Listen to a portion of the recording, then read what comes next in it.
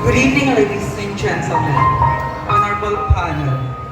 Tonight, I would like to create this talent to inspire everybody and to touch the life of every single individuals who are watching on a very, very point of time. For I always believe when we say talent, it is a God-given privilege that can be shared to others, whether off stage o whether on stage. Ang aking talento ay inihahandog ko po sa lahat ng mga ina at anak na naririto ngayong gabi. Sa isang kwento na ang isang ina ay sinundo ang kanyang anak sa pakikipaghinugan.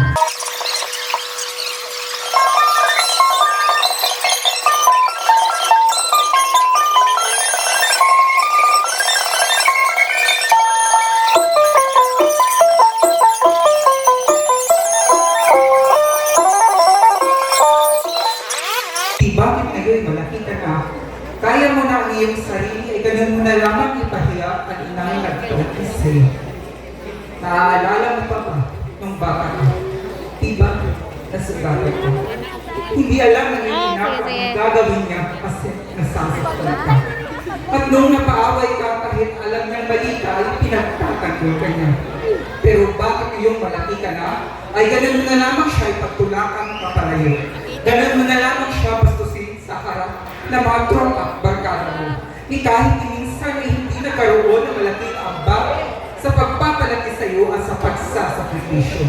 Kaya naman kung isa ka sa mga tinutukoy ko ngayong gabing ito, halika, umakyat ka sa itabladong ito sabay punit sa larawang ginawa ko. Sa larawan ng isang ina na may kada-kada isang anak, na nuwa'y nagpapasalamat sa Diyos Ama sa pag-siya'y niliyaan ng isang anak, na kung sakaling dumating ang panahon na hindi na niya kayang makakita, ay heto ang kanyang magiging mga mata, na kung sakaling dumating ang mga araw at ang panahon na hindi na niya kayang makakagpa, ay heto ang kanyang magiging mga paa. Ngunit bakit ang katotohanan dito sa ating mundo na isang simpleng na ay kayang alagaan ng sabay-sabay ang 10 mga anak? Ngunit ang tanong, ang 10 mga anak ba ay kayang alagaan ng sabay-sabay ng matanda ang naghihinang? Kaya sa lahat po ng mga anak na naririto ngayong gabi, na sana habang hindi pa huli ang lahat, ay ating iparamdam sa kanila na sila ay ating mahal. Huwag po natin hintayin na pagkakataon na sabay magpikit ang kanilang mga mata, magpantay ang kanilang mga paa, bago natin malaman ang kanilang tunay na alam. Kaya bago ko po tatapusin ang talento ko ngayong gabi ito, mag-aanay po ako ng isang simpleng para sa aking mga mahalagang. Kay Villababas Funeral Home, gabaligya sa lain-lain na mga lungon. Sama sa lungon with the aircon, lungon with the remote control, lungon with video karera, lungon with sidecar. O kung gusto ka mo mukuyog sa inyong mga kaparintihan na nangamatay, lungon with double deck. O dili nagasugod. Gikan sa R&M Production Center. Haniya kinituluan o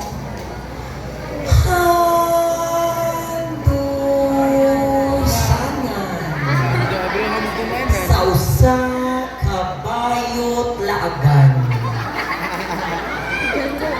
Kinsa kami, unsa kami. Bayot. Anak na tubag ang dugay ko nang ipaabot. Bayot. Nga daw ko no gadalang sa nalugtong kilak liti pahalinong uguban pang mga katalagman. Unsa man tao'y pagtuon niyo sa mga bayot, gamhanan. O kung kami maglakaw-lakaw sa kadalanan, inyo kami pagasingitan ng pagabihay-biayon, babayeng patan, babayeng ikugan, babayeng way matris. Ayaw ka mo kabalaka, kay magpataod ng matris ang mga bayo. Matris na simento, anak, ribulto. O diri nagasugod ang sugilan. Usa ka gabi, sa dihang galakaw-lakaw ako, diri sa barangay Lumbayang, itong lalaki nga nanitsik gwapo kaayo. O kini ang nahitabo.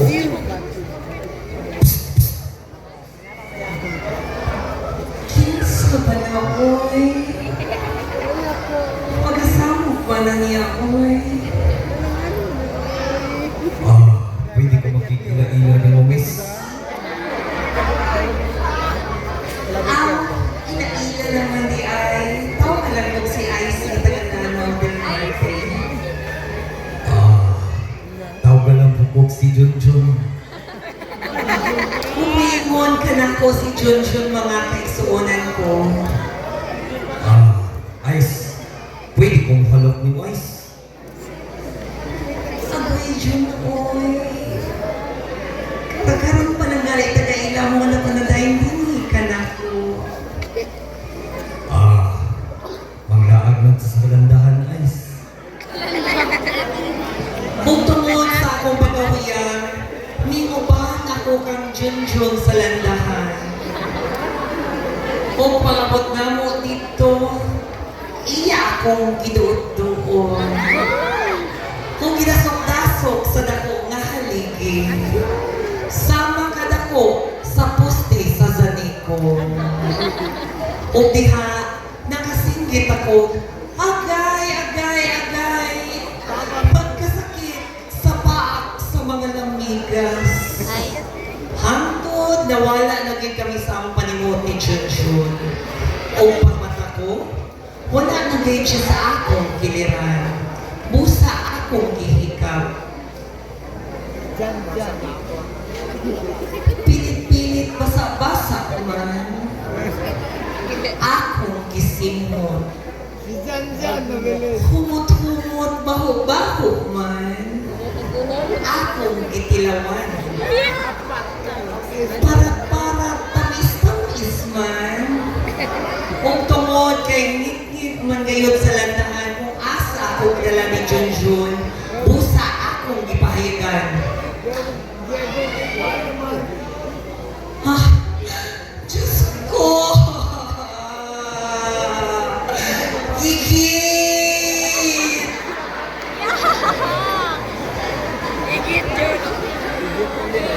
Kung may labay ang panahon, nausan ako ka maestra, o nagtudlo ako sa Ilimokmok Elementary School, Ibugwa National High School. Kung diha, nautanang ako sa kasudyante kung ano nga ba daw ang mga halimbawa ng salitang lugar. Ang mga halimbawa ng salitang lugar ay biri-biri, barikos, o bunin. Kung buot ko man kamang lipayon pa mga kaigsunan ko, apan ang kagabion, lumalalong na gayon. Busa ako kining kapuson, pero usa ako muhawa diri sa iyong atubangan, at una ako'y hangyo sa tanan mga kababayinan. Hilabi na gayon sa mga kadalagahan, na ibutang gayon kini sa inyong alimpatakan, na dili jud kita pagabasta-basta mutuo o magpatunto sa mga pasalig nga bakak sa mga kalalakihan. Kaya kung nauna ba gayit ko mga kaigsunan ko, nga kung kining pakwan mabuha, bili na kining mabalik pa ko sa daghang salamat. Alright!